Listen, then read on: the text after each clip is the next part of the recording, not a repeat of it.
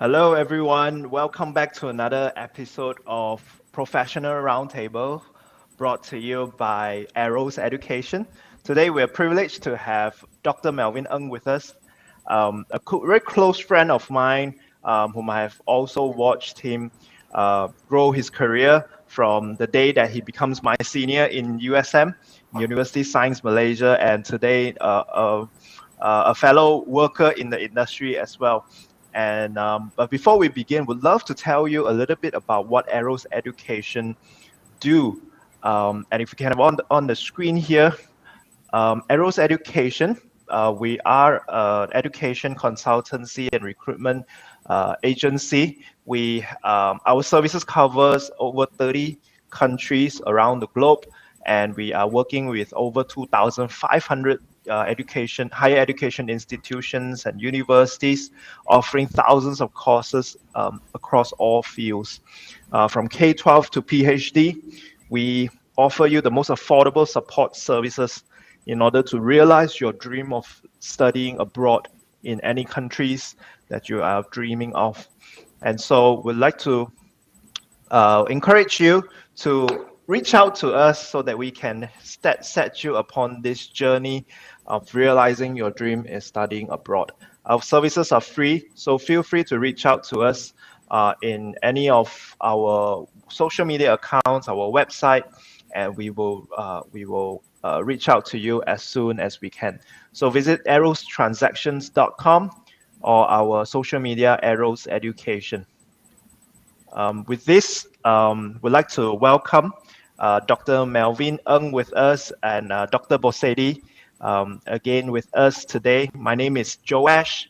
I'm your host today, and would love to do this professional roundtable on a more regular basis to provide you with some of the insights from different careers, from different industry, so that when you're making a decision on what to study or where to pursue a career, that you can see what's happening in the real world today and what are some of the factors that you need to take in consideration as you are stepping into it.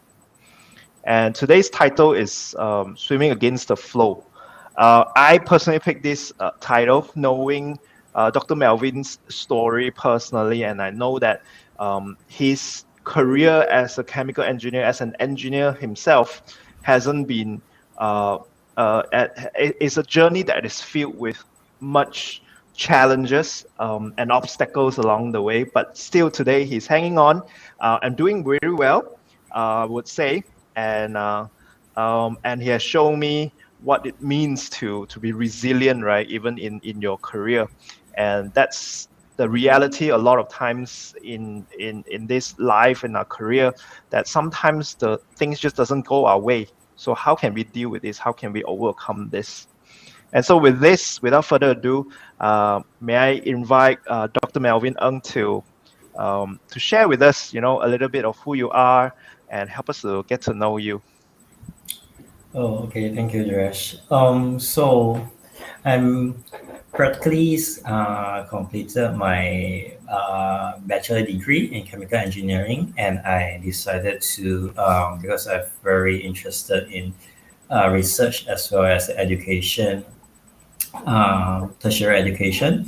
So I ventured into to do my master's, and my master research is mainly about of membrane or thin film, and I follow further on my PhDs in photoluminescent carbon quantum dots in thin film technologies. So after graduating, I have been working as a research engineer in two different companies for 3 years, and went for an as an industrial engineering for about 3 months, and now I am start to work as a staff engineer, or to be more familiar, is similar to process engineer, just slightly higher rank that needs to in charge of more other engineers in QDOS, which is currently in my second month into this role. So that's basically a brief background of me. Yeah, thank you.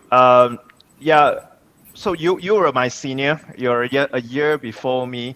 By the time I left the university, you're kind of still in USM, doing your masters and your PhD.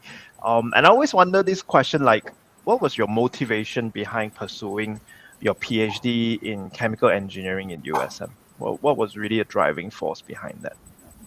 To conduct, I mean, to really like dive deep into master or PhD is one of the key is I'm very keen on research, Mm-hmm. and this is one of the reason. And the second reason is I was really fond of or like teaching others, and I have like become a lecturer is one of the dream that I'm aspiring to. So I be based and juggling on like, do I want to enter into workforce or should I like go into educational pathway? And after um, considering much, and I decided to move towards this direction for my career Mm. back then. Yeah.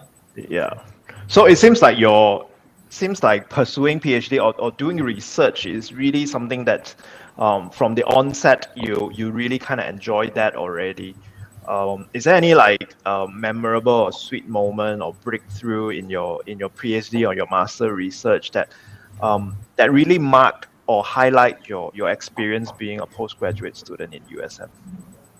Um, Break is there's a very long journey, but per se, if you want me to share about the memorable moment, I would say is the project that I handled during my master, during my transition after my master towards my PhD, where I'm handling grant projects which involve in antibodies, and antibodies is very expensive, so and the grant is limited, and so to be resourceful, so we collaborate with some lecturers that is in main campus. It's called Inform, which are dealing in molecular medicines, and we produce the antibody in-house. And yeah, that is a very new area for me, and it's very interesting to learn and to although it's a very short moment, about I think it's around 3 months. I've been attaching there to learn and to conduct my research in a cross-functional field is very mind-opening for me. Mm. Maybe I can just chip in something there. Because when you were introducing yourself, you mentioned if you something very briefly about your research. I had Yes. photo something, and now you talked about antibody. I will assume that some of our viewers who are like high school leavers trying to make a decision to go to college will be wondering what's the relationship between chemical engineering and antibodies. So, Oh, so maybe you yeah. can put a little bit So more light on yeah, that your research I could there. explain more on that. Yeah. Is chemical engineering mainly study more on the processes, but we know the we need to know the both physics fundamentally on how things works, like most of the engineers do, and we also study on the chemical behavior of the process or the system. So what I mentioned about because my major is on thin film or membrane. So it's basically what you can to put it more layman is something like a filter system that you um, have in your house. Those kind of membrane system we could customize like what the size we want or what kind of things we do. So these are the fundamental of for my research. So studying as a chemical engineer let me know how to like design what we want. And about the antibody is more on the application part where we can use the membrane to treat or to filter whatever we are interested in. So it's not limited to antibody. It might like the most common job as a chemical engineer will be in wastewater treatment plant, where they use different kind of methods to treat the wastewater, and membrane is one of the technology. So yeah, that's explain more on how chemical engineering is related to what I mentioned earlier. Thank you very much for that. Yeah, I just wanted our viewers to understand that you're not limited, because some people will feel like maybe they love something in the line of biology, or know something about living. The natural sciences will appear like that's the only direction they can go. But what you're telling us now is that even as a chemical engineer, you can still choose to explore something that is related to the life sciences. And incidentally, I came from a background of chemistry as well. I have a master's in organic chemistry too. So, so thank you very much for throwing light on that. Yeah. I'm not from chemical engineering background, but I'm sure people have asked you about what chemical engineering is, right? And what are some of the common misconception when people talk about chemical engineering? Like what people usually think about, and tell us a little bit more what chemical engineering is and what engineering is not.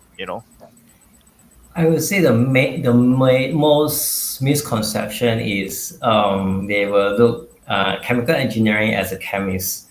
So that is a major, because I think it's slightly misunderstood, because the chemical word is in the term.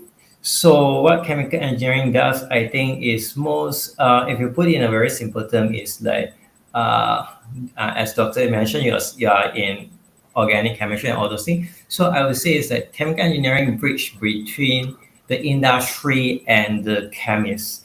So it's that the chemist might find maybe a recipe or whatsoever, and chemical engineering are the jobs, are the roles that helps to mass produce or to mass scale any production. This is one of the roles of chemical engineer, because chemical engineer needs to know both, understand on the chemical part and on the engineering part. So it act as a bridge between two different roles. So when people talk about chemists, they are very understand that chemists deal with chemicals, and we know the products. So what's happened in the middle? Chemical engineering are the one who step in. That's a really clear picture, right? I'm trying to be naughty a little bit. Does that mean that I cannot be a chemist if I'm studying chemical engineering? Or does that mean I can be a chemist if I'm studying that? You could be a chemist if you. I would say chemical engineering. Chemical engineer can be a chemist, but a chemist cannot be a chemical engineer. Good, good. I agree with that. Do you agree with that, Doctor? No, no. I would think the other way around is more like it. Oh. Yeah, because many of my colleagues went on to do their masters in chemical engineering. Yeah. Yeah, so that's why, because I believe, I think you need to give, because from what I experienced, not from my friends who coming from different background, who is not chemical engineer. So when they take on the chemical engineering as their masters, they need to further studies on field elective they are required by the schools. That's the thing that they need to train for, to have a chemical engineering titles. So yeah, I think there's a certain requirement. I mean, as an engineer, because as an engineer in Malaysia, we have a regulatory body. So that's why I say you cannot be. I mean, you could be, but maybe you are not certified. Yeah. Okay.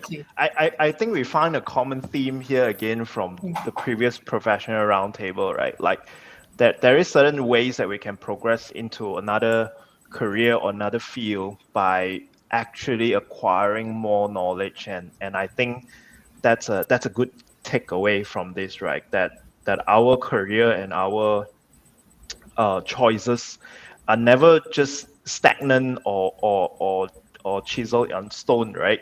That they are not set on stone. So you can be flexible as long as you're willing to put in the work to learn more. You can graduate from a degree in chemistry, and you put in the extra work and extra hours to it. You can pursue it further into chemical engineering.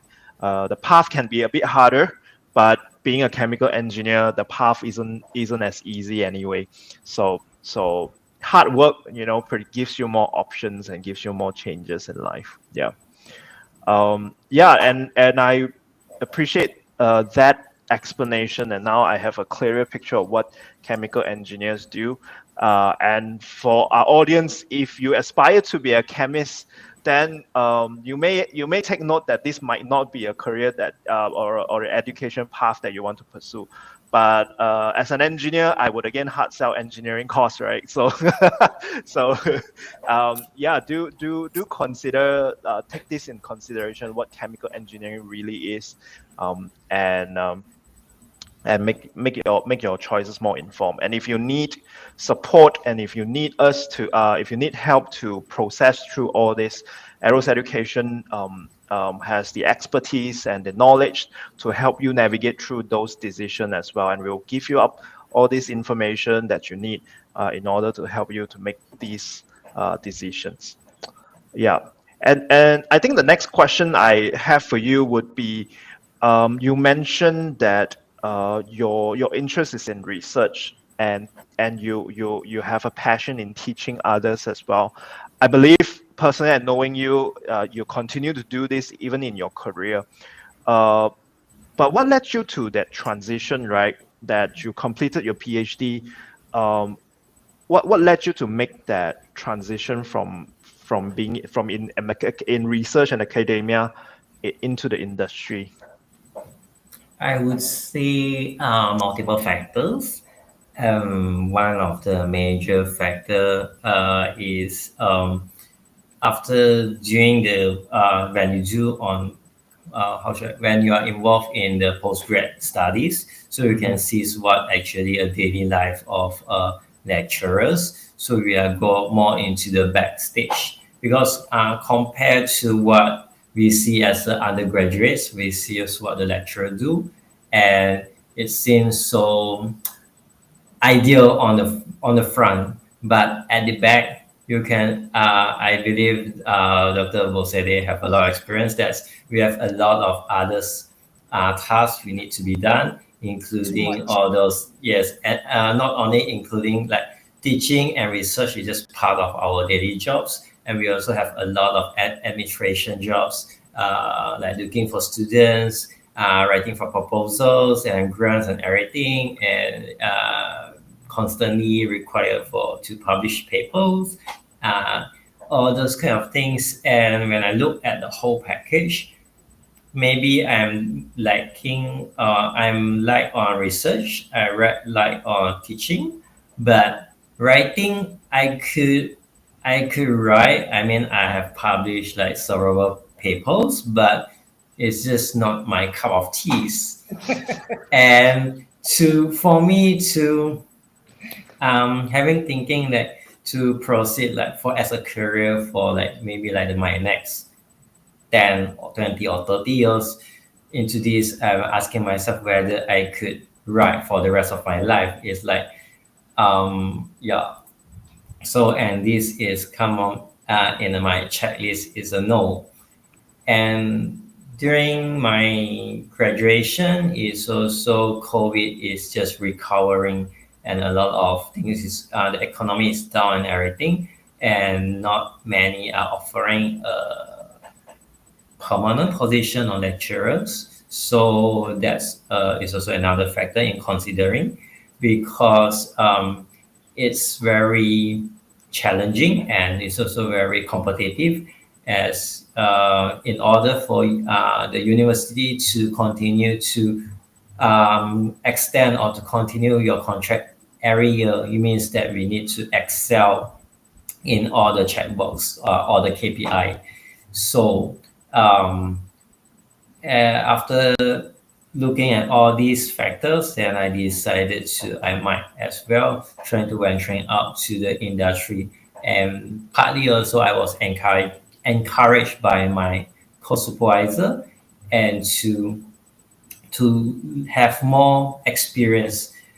Even if, let's say, I want to venture into lecturer, it's good to have what do you call that, the workforce experience in the real life before entering the lecturing field. It will be a more thoughtful, and you can share more experience when teaching the students. So that was also my initial plan. So that's why I decided to step into the industry first back then.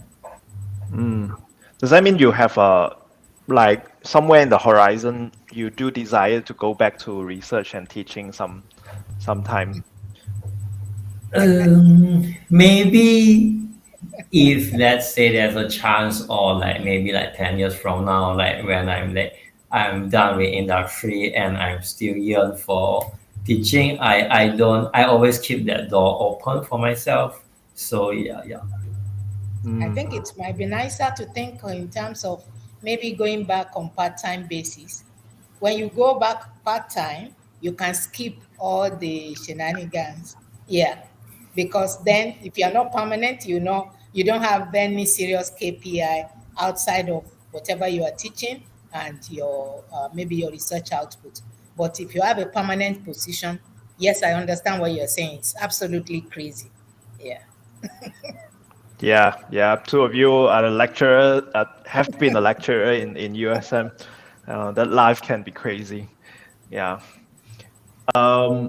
Yep. So now that you have made this decision, and you want to be trained in the industry, and you're now seeing more workforce in order to get more workforce experience that would be useful in your teaching, and the students can benefit from your experience as well. So what was like what was the experience like coming out of your academy into industry? How does the transition work, and what are something that worked well and something that did not work so well for you? Let me. So what works well for me and what's not work? I would say it's like the expectation will be different, and in I would say it's before graduating and after graduating. My first two job was as a research engineer, so I'm still in my field doing research while also helping in the production slightly in the technical parts. So what works well, I would say, is that it's still within my expertise.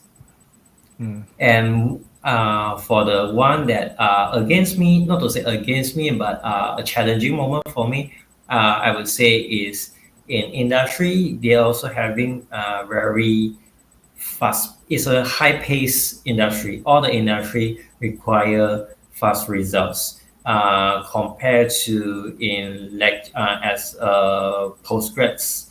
We have ample time to slowly find out the solution. But in industry, everything is always about the cost and about time. So everything need to be done cheap and fast. So that seems to be like a different mindset that you are working with in academia, in industry. So there's always some parts that you don't like about either of this career, right? And so it Yes. seems like things that you don't like is still there, but it has changed its form, right? So I think it's something to be expected, right? What do you think? Yeah, it's something to be expected. So it's like it depends on what are the push and pull factors that you are looking to. So and I believe being a lecturer is also a lot of like we have KPIs to chase, and a lot of things need to be considered. And so the only, I would say, the only positive factors for me as in industry compared to lecturers is I both require a lot of thinking and problem solving skills. It's just that being a lecturer on writing require a lot of brain juice per se for me compared to the one in industrial. Because as in industrial, a lot of times we require to, as a research, we need to come up with new products or even like cost savings methods and anything. But I do not need to come up with a new idea, as a company will set a direction for you or the management team will have a direction for you. So if you are a person that doesn't like to uh, think too much, then industrial will be a very good fit for you, because everything, the direction is set for that. You just need to follow their orders and try to give up to provide the solution they require. Unlike in as lecturers in when doing the research, the good thing is a total freedom. You can do whatever you want. However, means that you are required to be very independent and creative in planning and doing whatever research you are planning to do, because it always starts from writing a proposals and applying for a grant. So that's require a lot of thinkings from scratch.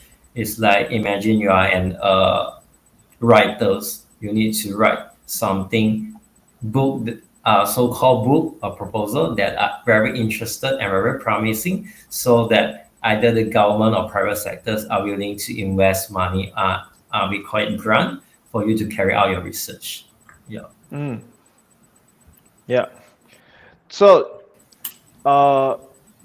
yeah, I want to press further a bit on the transition, right? Yeah, like the challenges are a bit different in both academia and industry. But once you stepped into industry, is there a certain skills that you wished you would have possessed before stepping into industry, or what are some of the skills that you have learned maybe before university, or something that you acquire in university that you find was particularly useful in your industry career? I would say in the one that I'm glad that I have is problem solving skills, the logical thinking, and how we how we identify and solve the problems as postgrads, when we need to design experiment and how to present and solve it. So all these soft skills on solving the problem and also presenting our proposal and all those things is a very good skills to have in industrial. And one of the things that I wish that I had would be, I would say, is management skills. As since we are graduated as a PhDs, so we have the doctor title, and industrial have high expectations, not only as in technical but also in a lot of aspects. So and most of the time they require you to lead a team, and yeah, management skill is the one that I'm lacking, and I'm still picking along these few years, and I'm still learning on it. Yeah. Okay, Management skill. Yeah. go Proceed. ahead. Yeah, if No. I just wanted to ask, if you were to redo your career, which part of it will you take out, and what do you think you will add in, based on your answer just now? What would I take out? Because it's kind of like uh, it's a very hypothetical question. Sometimes I am unsure whether I could able to achieve what I achieve now if I just join the industry without having my masters and PhDs. So it really depends on the nature of the works, whether the company requires a lot of technical skills that I have, because it's very hard to find a company that align and require that kind of expertise. So I'm luckily currently it's like they require this kind of area where I'm looking over certain field processes which involve in chemical processes, and I'm sure that whether if I don't have this kind of background, whether I will be a good fit in my current role. So sometimes I always I yeah I wouldn't have the answer for that whether studying my PhD is a worth choices, but it makes me who am I today? Yeah. Nice. Okay. Yeah. I think the age-old question, I mean, even from our generation, as we graduated out, there was a lot of talk about on the streets about, hey, if right now the competition out there is such a huge competition, it's probably necessary that we have a master or even further study than a bachelor degree just to be competitive. Do you actually agree with that now that you have gone through master and PhD? Does that make you even more competitive, or gives you an advantage in the industry? Okay. Um, if for me, if put in a Malaysia context, Mm-hmm. I believe that Malaysia is still far lagging behind on uh, it require on the how should I put it in a technical require technical expertise. What Malaysia currently require are more on the labor force. And looking at a lot of industry, I would say technical is important, but so do soft skills. So as long as you are a capable person with you have an adequate amount of knowledge and you are having a lot of soft skills, I mean the company will also will treasure you and will hire you regardless whether you have your master or not. I mean having a master or having higher certification would be a plus. It just look as a ticket. But for multinational company, they will look at it and they will how should I put it? They will reward it proportionally. But for small company, I mean some company they are looking for the talent, but they don't have that budget to pay or to compensate for the service that they require. So, and they also will have a higher expectation. So I think when if you want to venture into postgrads, so have to keep this in mind. But if you don't limit in Malaysia only, if you're looking over to overseas, I think there's a lot of opportunity outside as well. So it really depends on where you want to expand your career and where you want to hit towards your goal. Mm.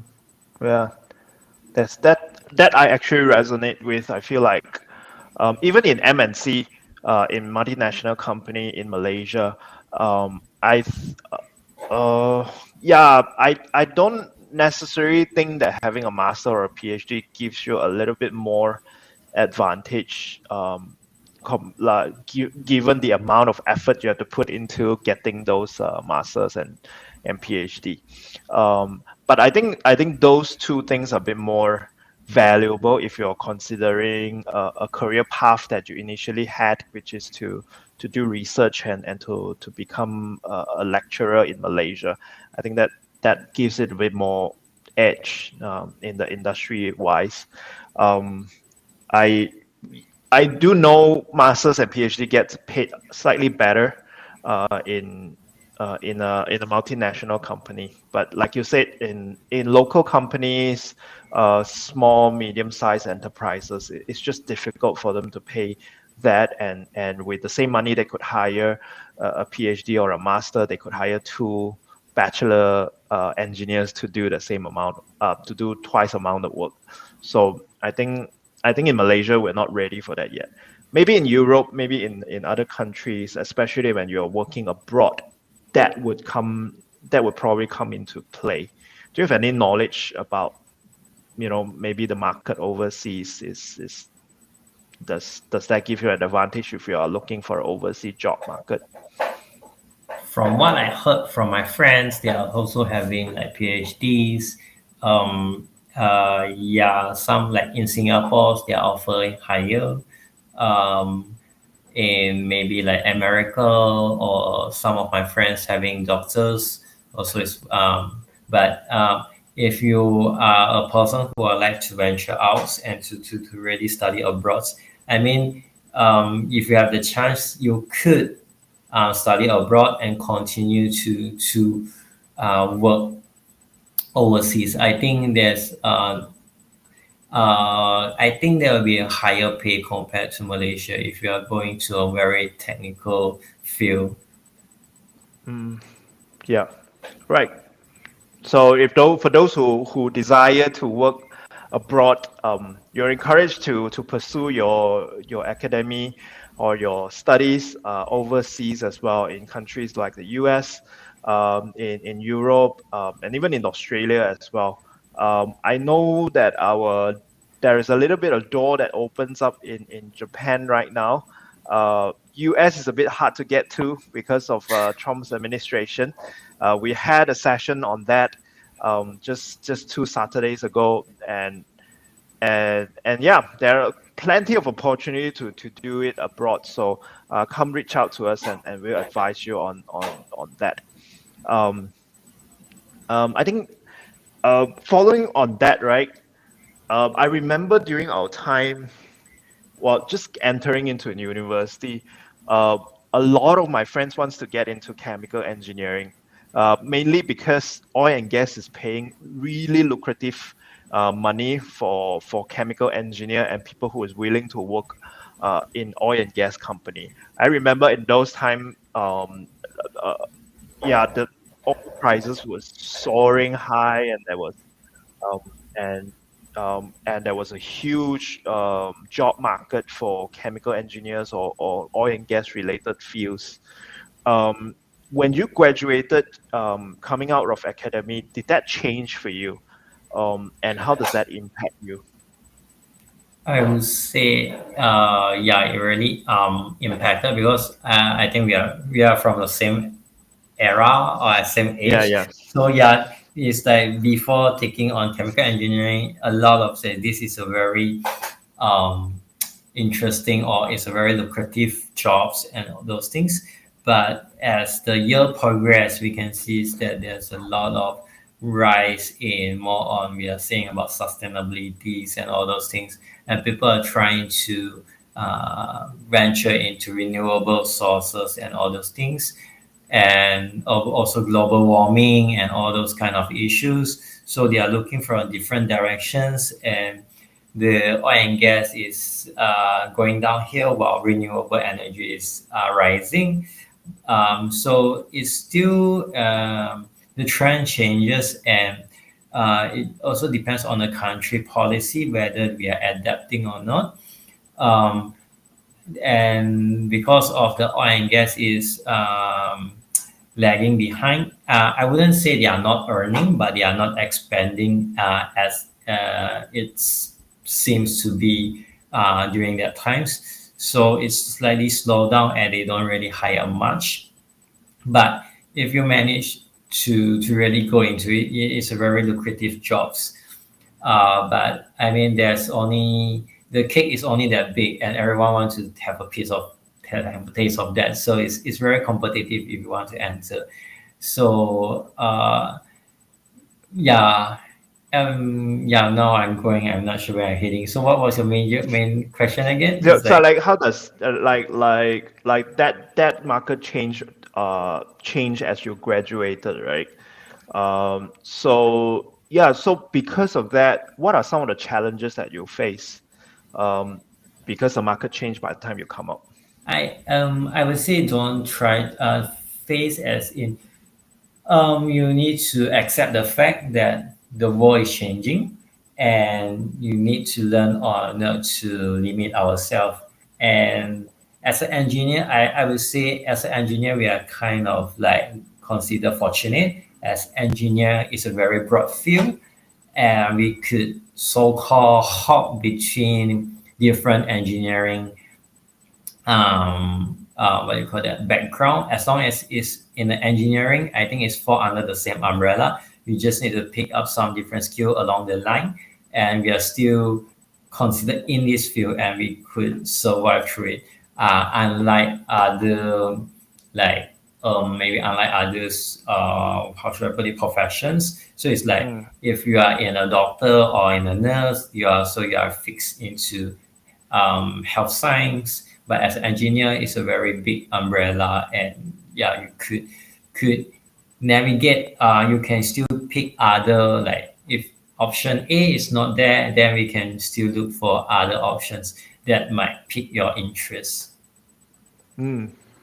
Yeah, so it seems like when you come up to start your career in the industry, a lot of the oil and gas lucrative jobs are a bit scarce on the market, and you mentioned the competition is a bit more tense than before, and because of that, I think those are the those are the cards that you're dealt with, right? Sometimes it just doesn't it just doesn't happen well enough. I think sometimes reality just gives you a different sets of rules to play by, and and thank you for saying that, right? That we need not to limit ourselves. That if we're studying this, and then we must only do things that are related there.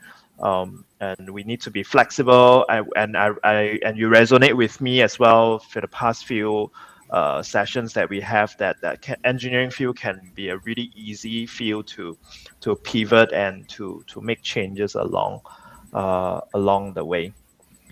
So for you, in your own story, what went on in your mind when you realized those were the cards that you were dealt with? You know, that you're going into chemical engineering with these expectations and hope for the market, and right now when you come up, the market completely changed on you. And so how did you in your personal story, how did you navigate that? I guess I'm just, it's like, how did I navigate that? It's a very good question. I mean, I would say just be humble and try to learn. And I mean, in all the industry, you could pick up certain skills, and the card that I'm dealing with is also, is like during that time after I graduate my PhDs is let me see, 2021. So it's about after the pandemic hit, and not all industry is completely recover or open, and the card that I have are more limited. So having these kind of choices, and I pick a role that the most that I'm more comfortable with is a research engineer, which I'm still could use my skills and to carry out my job. So that's how I pivoted. Because as you look for jobs, we can see that what skills are the company require on, and we can see what skills I have in my hands, and try to match as much as possible to land a role, and to there's no 100% match in job finding. So we need to align try to align and readjust the expectation, so that I can proceed on to learn and to involve in different fields. Yeah. So highlights from what you said, I am so moved by what you say, right? Once you come out from there, and if the cards are not in your favor, first thing, you need to be humble. You need to recognize that don't be too snobby about it, snobby about it, and be willing to learn, and be flexible, and to be able to adjust your own expectations and in a market that sometimes just doesn't play in your favor. And I also admire your grit in that, right? That even though the situation are against you, a little bit less advantageous for you, but you grind through it, you work through it, and you didn't allow that to defeat you and keep you down. And so I appreciate that. But certainly there have been certain seasons or certain times that that you felt that it was particularly hard, right? How does those seasons feel like for you? Um, like, do you mean during my postgrad life or during my working life? I think I heard more about your working life than your postgraduate life. So yeah, what were some of the moments that are a bit challenging for you or keeps you a little feeling a bit defeated? And how did you come out Um, from that? Challenge for work, I would say is that we need to adapt on. Each company has their own management style, or or I would say culture or management style. Mm, So it's like how it works. We need to really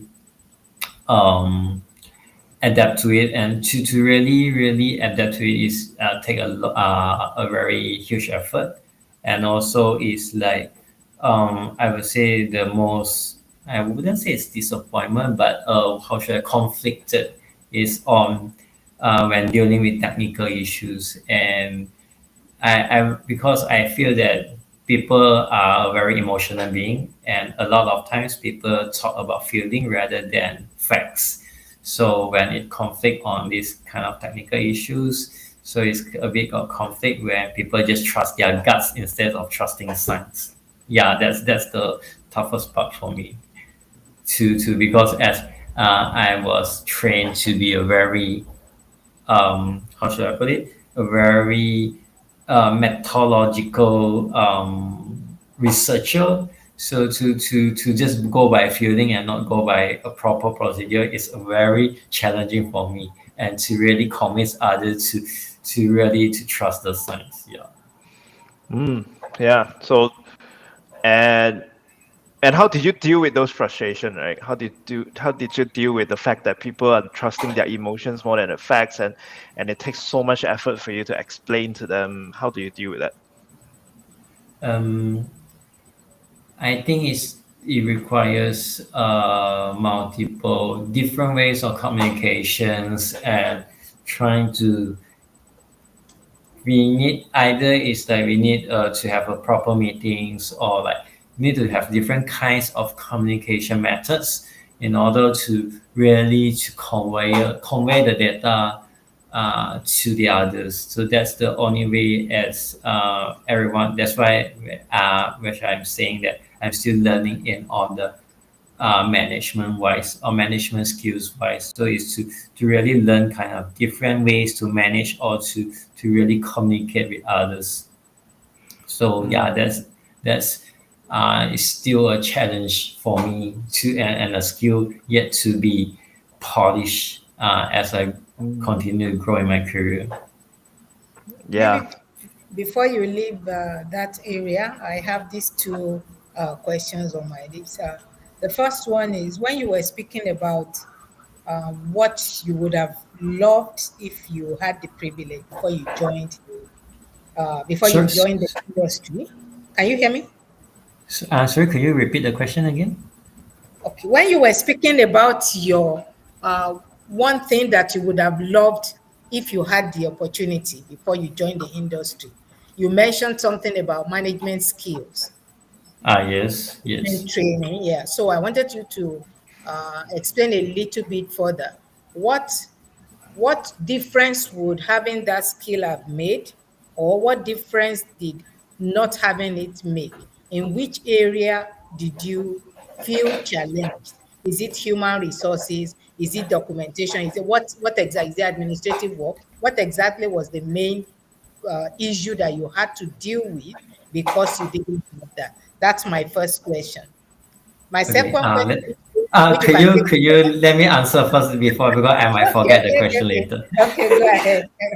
Okay, so for me to answer this is, I would say it's very simple, because I believe Joash know me very well. I'm a very introvert person, but in the workplace, the company wouldn't care whether, I wouldn't say they don't really bother whether you're introvert or extroverts. They just want you to make the complete or the job done, to make the job done. So as an introvert, I need to pay extra efforts to really to deal with people, to talk with people, and to handle different kind of peoples, or to deal with difficult peoples, or to this kind of thing is very very challenging for me. And that's why I say, if I have the management skills, I believe it would make my life way more easier, as I can really like you know can make things done quicker and easier, instead of trying to keep on convincing others, or to really require the person in charge on handling the to solve the particular issues. So yeah, because in workplace, you not only need to deal with your superiors, you also need to deal with your colleagues. All this requires a lot of these kind of skills, not only management but also like the communications.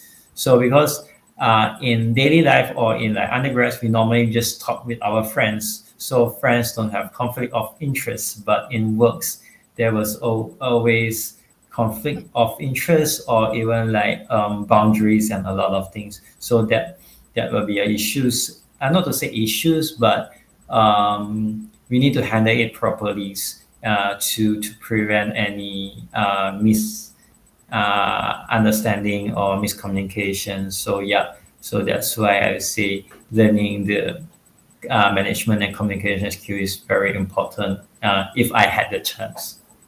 Yeah, I hope that answer your questions. Yeah, it did. So I'm going to do a follow up, which is not my second question, just a follow up on this question. And that is, considering the fact that, okay, you went through university studying engineering. Many people are doing that right now. Many people are still going to do that. How do you think this skill that you talked about, how do you think it could have been factored in? Or if you were in a position, to make policies or change things, what would you have done differently to make this happen for future engineers? I would say, although it sounds a bit cliche, but I believe it's really need to. I mean, the students, undergrad students, really need to join a lot of co-curricular activities, where they not only just participate but also like be the committees of it. It's only during that times they could really works with people that have different personalities, different working styles, different communication methods. Is that those are the times that we could learn and fail, but without much consequences, compared to the one if we start to only learn during in the workforce. Um, we could still learn. I mean, because everything is a lifelong learning, but you will suffer for a period of time before you could slowly pick up all these skills. So I would say, yeah, really go to participates in all those co-curricular activities that could help to polish the soft skills. Because I would say I learned some of the presentation skills because it's throughout my postgrad studies. I believe Dr. Bosede also have joined multiple conference and competitions. Those things are that brush up, polish up our presentation skills. And so yeah, this is only when we participate or to really go and put effort in doing it, then only we can learn from it. So that's why besides study, I think, yeah, learn. I mean, it's not late. I mean, I know, because I'm a student before, we will say that we are very busy in our curricular activities, Exactly. but but I would say in work life are more busy. It's more busier, and that time you are having even less time to pick up those skills unless you are willing to put extra time on learning it after work. So else, I think since when we are undergrad, we are still young. I think you should just go ahead to try different things and to explore and to pick up those skills earlier on. Yeah. Yeah, I felt this is so important.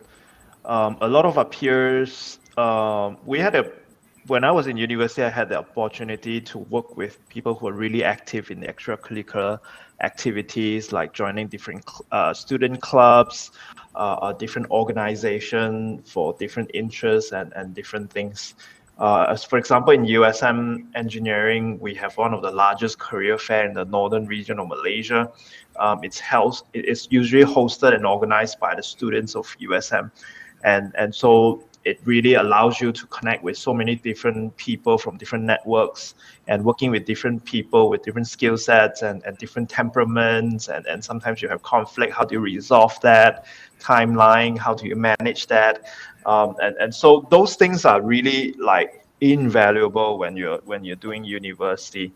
And don't sit in your, like when you're studying abroad or even in university, don't sit in your room and play and spend all day playing computer games, and just hiding in your room and studying. I think it's a good relaxation, it's good entertainment, but but those time could have been spent outside, participating in all these things and building up skills that the lecturer is not going to give it to you. And these are things that you kind of just picked it up as you're doing all these extracurricular activities. And yeah, so don't hide in your room, go out there, Yeah, work. Yeah, if you need to. yeah, I agree on that, and I believe Josh also have multiple experience. Is that having the good grade is good, but as you go step up to the workplace, the interviewer will definitely ask, so what do you done in your university life? And what they want to hear is what skills that you have, what skills that you portray, learn out throughout these skills that we join. So these are the qualities, the soft skills qualities that the company are looking for. So that is very important as well. So not necessarily we require a master or PhD, but as a degree, that's why it's like you need to both have technical knowledge. Since everyone, as long as you put effort, everyone will graduate. So everyone will have the certificate. So what separate out from others is the soft skills that you portray that the company is looking for. Very important. Thank you very Yeah. much. My last question there, my second question rather, from before. So there is this popular saying, I just want you to throw a little bit light on it because of your experience. Crossing the field from the academics to, and then you are coming from a background where things are done methodically. Where human beings in the academic sector or as a researcher, you are more like working like an algorithm, step by step, this one first, that one first, but then you find yourself in a situation where the culture is completely different. So there is this very popular saying, I would say in the corporate sector, where they will say, culture will eat strategy for breakfast any day. So in your experience, crossing between fields, how have you seen this played out? Like uh George, could you help me to rephrase the question a bit so that I could like understand and try to answer it? Yeah. Because you mentioned about your approach to problem solving is um, it's very methodical, right? You have a method to it and you stick to that rule. But in a real working culture, sometimes a lot of times, unfortunately, culture dictates most of how things work. So I guess the question is, how do you how do you deal with that, or do you not deal with that, or and just basically try to slither through this difficult conundrum between, this difficult tension between culture and facts. Yeah. Okay, let me think of some. I would say is that if the companies allow, I would say is I will stick to. I will try to stick to how I do it, because I believe if the company doesn't micromanage you, you could do however you. I mean, you can follow your ways of doing stuff. If let's say the culture is that it takes you that you need to follow their procedures, so what I can only do is that you need to try to adapt, and as long as it doesn't cross the boundary of like as long as it's not a wrong thing. If let's say it's like how should I put it, let me think of some analogy. It's like, okay, for example, in research, I mean, Dr. Bosede also know, as in research, a lot of times we are using distilled water so to eliminate out a lot of other noises and other factors. But in industries, not all are you. What they do, they just use city water or tap water, as they call, and this is their common practice. So yeah, you are laughing, but this is the reality of the workplace. So how should I deal with it? In this kind of situation, what we can do is, since it's already the practice, and if the company couldn't afford on like eliminating using kind of this distilled water, so then the tap water would be the baseline of our control, and we need to start working on whatever situation we are in and moving forward from that. That's the reality I need to accept, because this is the reality that it struck me the first day that I entered the workforce. So yeah, so this is the thing that we need to. There are limitations, they are different in stuff, but we have to learn how to adapt and to really change our perspective on how things is done. I hope that answer your questions. Well, thank you. Yeah. And I think Yeah. offline, or like maybe Dr. Bosede can explain on what is like tap water and distilled water. I'm not sure that a lot of I'm viewers actually are surprised to hear that. But then, like you said, that's the real world. The world in the laboratory is not the real world. That's the world where you use distilled water. But in the real world, they use tap water. Yeah, that could Yeah. be shocking. Would be shocking for someone just coming out of the university who has been told by his professors that you have to use distilled water for this reason and this reason and this reason. And then when you have to use tap water for that, you begin to wonder, then so how about my results?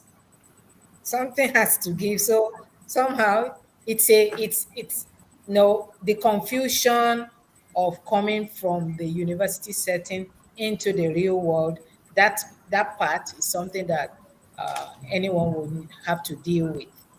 Yeah, I Yeah. would say that there's still a very huge gap between the postgrad and the industrial world. So yeah, that's a big gap. I think everyone need to acknowledge, and those who choose to take on postgrads would have to be aware of that. So when we talk about industry academia collaboration, how do you think that will work? Because it has been like the rave for the past decade. We have to work more together. We have to work more together. And then the university is also pushing us. We must bring on MOUs with the industry. It's part of our KPI. How is that going to work, considering that cultures are totally different? A very good questions. I believe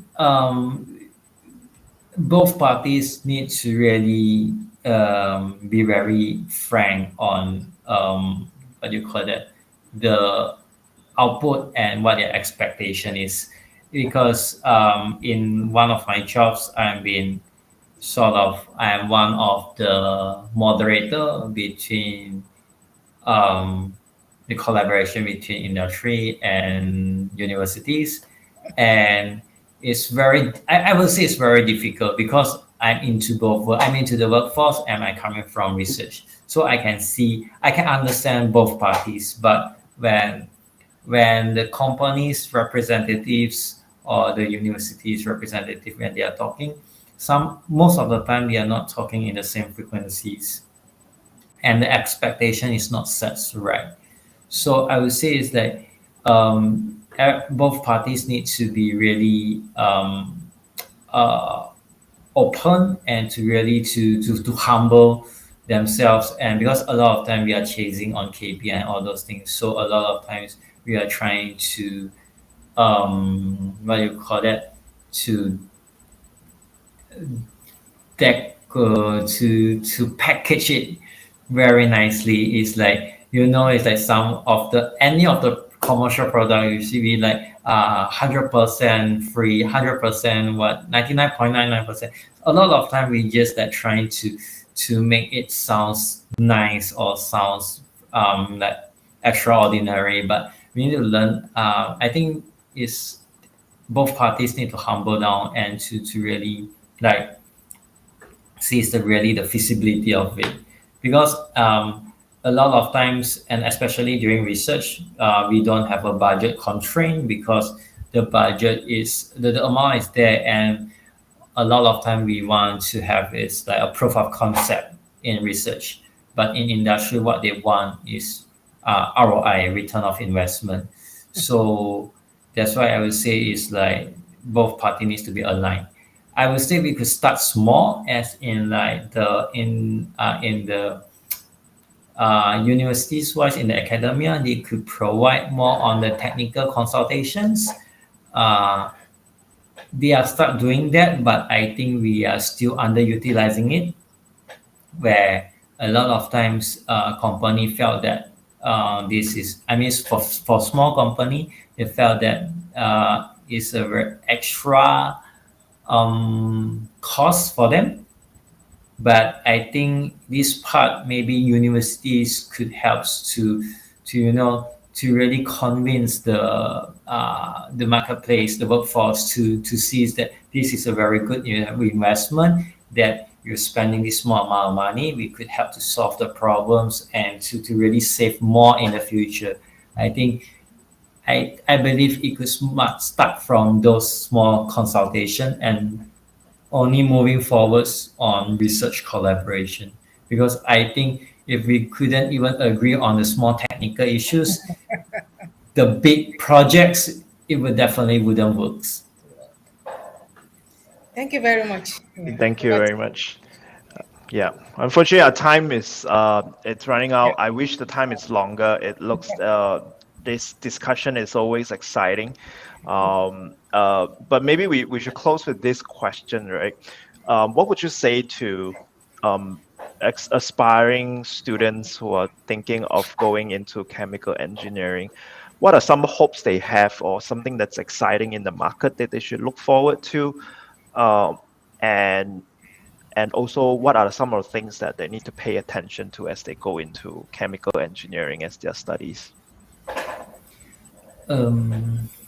Wait, this you are having two questions, right? In this Yeah, one? it's two questions packaged into one. Just Wait, could you like split it into one by one so that it's more efficient? okay. Let's talk about like what are some of the exciting things that chemical engineering has right now in the market that is exciting for chemical engineering. I would say chemical engineering is never ending exciting. It's, if you are very into the process and into, if you are really into the, how should I put it, if you are into chemical and if you are interested in the process, this will be a very interesting roles, as a lot of process. I mean, because we are not really, chemical engineering is not really publicized because most of the time it's the process itself, not the product. So if even like, for example, currently what my role doing now is PCB, what we call it is printed circuit board. So it's a semicon industry, it's an electric component. So most of the time people will think of is EE engineering, electrical, because it's electrical component. But actually in most of the process, it also involves a lot of chemical processes, which we as a chemical engineering comes into part. But these are not really disclosed, or it's like people are not interested in the process because as a consumer, we only want the product. So as a chemical engineer, a lot of different products are involved in chemical processes. And as long as you are interested and keen on chemicals, I believe there are a lot of different opportunities that will be there. Yeah.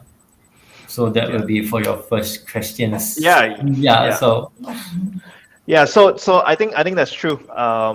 Chemical engineering is one of the biggest hope that you can have is so many industry touches on chemical engineering, and there is so much options that you can do as long as you stay adaptable, flexible, and humble, and be willing to learn.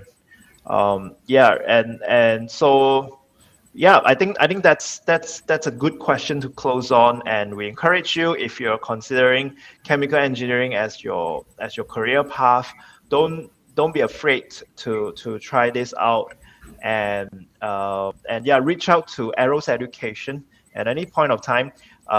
Send us your qualifications, send us all the details that you have, and we will have a consultant reach out to you and walk you through your decision making, and encourage you on your path of being on pursuing chemical engineering as your study in an overseas university.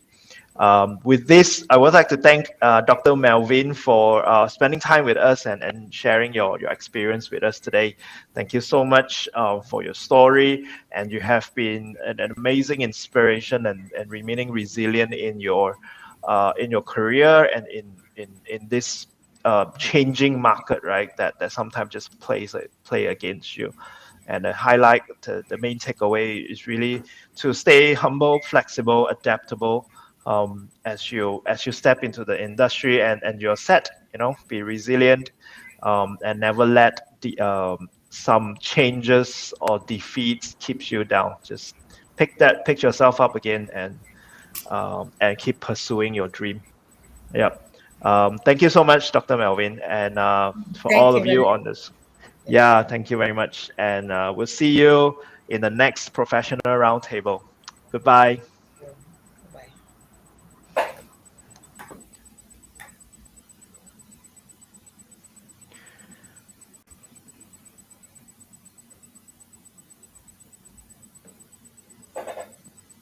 Bye. Tony, we can go offline now.